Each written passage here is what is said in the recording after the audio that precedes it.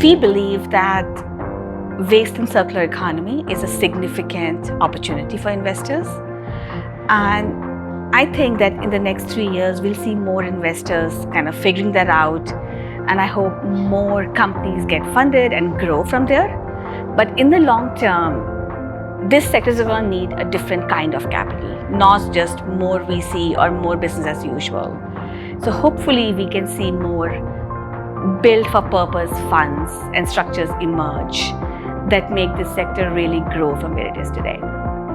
There's very clearly a ticket size problem, in this space, meaning that, the industry itself in waste and circularity, because it is looked at as something that's very risky, is sort of uninvestable because it's either too small or too big a problem, and it doesn't meet the investment capacity of investors as it is there right now.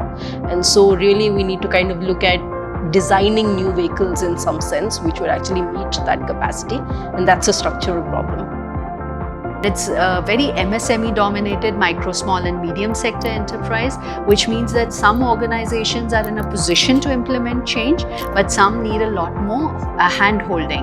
But if we are looking from an investment point of view, some areas that emerged is common infrastructure. Some areas that emerged were investments in clean financing.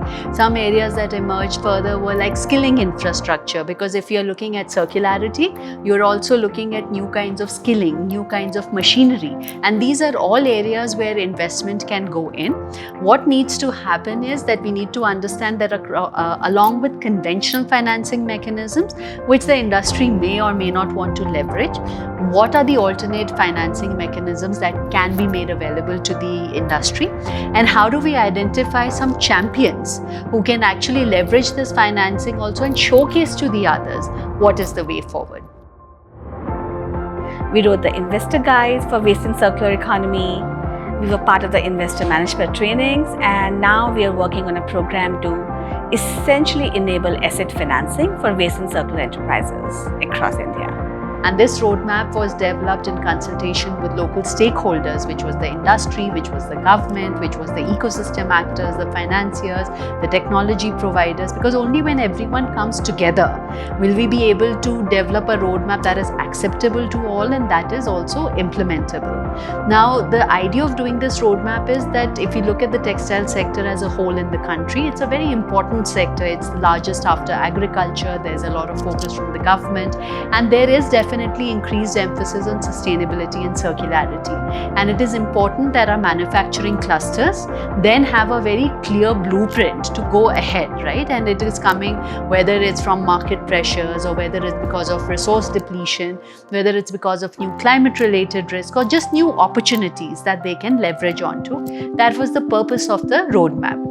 So the roadmap has been developed in phases, which says what they can do in the immediate future, low-hanging fruit, looking at the data, investing in technology, understanding where the priorities of circularity are, right? Whether they are with design, whether they are with textile waste reuse, or whether they are just producing in a more circular manner or a cleaner manner.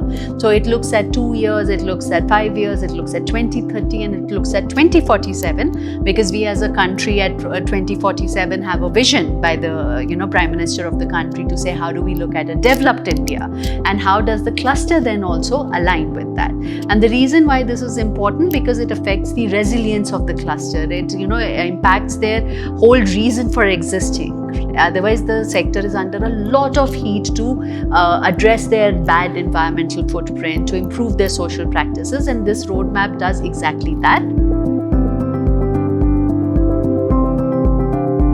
The most interesting and the favorite kind of component of the program for all investors was the ability to talk to their peer groups, understand how peer groups kind of did their own pipelines, where did they, get their sort of like ideas from, and a lot of cross fertilization of ideas within that room. And so I think the careful curation of the rooms and the cohorts is something that was successfully done and very well. We did not have counterfactuals, so we had to do a lot of very rigorous process tracing, comparing and thinking about retrospective impact. So from a research point of view also, it was like a very fantastically interesting environment.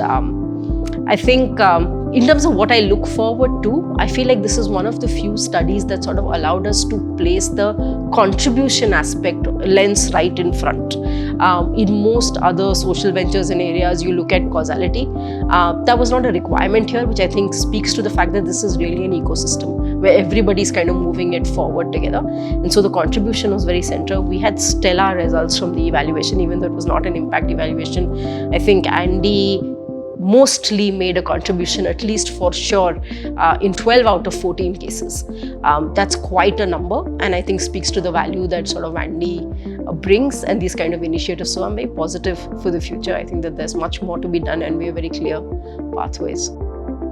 What we enjoyed most about these programs were, one, the flexibility to think through what could really move the ecosystem and what could move the needle in climate capital, and designing programs that can actually create impact in terms of having capital available for founders, as we're doing with the Asset Finance program.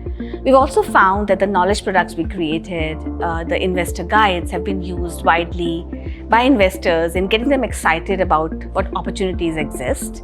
We do hope that more of investors use them and take them to their logical conclusion, which is essentially using the information and insights to make more climate capital transactions happen.